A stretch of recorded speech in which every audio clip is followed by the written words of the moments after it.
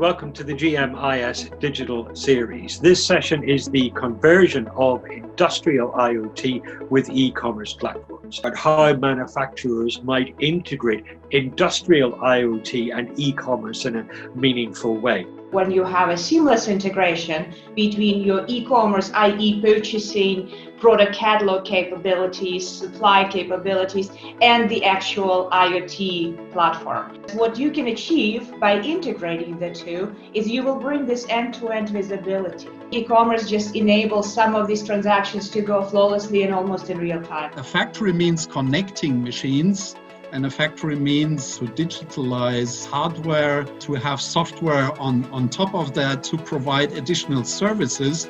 And machine makers today are not only into providing the hardware anymore and plugging them together, it's also to understand customers through the data to add those new digital services. And this is where the B2C platforms come in. The data that's coming out of that is also very, very helpful when you connect them. There are a lot of factories out there.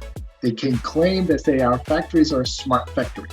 However, they're not really fully connected. The Internet of Things enabled platforms that focus on service and the field workers and the aftermarket could learn a lot from the e-commerce models in terms of learning, personalization, customization, distribution. The technology is out there, right? VPNs and encryptions and all the key mechanisms, it's there. You just need to actually deploy it, manage it quite tightly. It's been a volatile and uncertain and complex world out there for a long time already, and Corona will not be the last distraction here. So corporate foresight and preparedness is something you want to install in your company. I definitely expect more and more larger players stepping up to their social responsibility, because I think there are so many companies nowadays that are very much impact value driven to do the right things for the society and for people and for nature.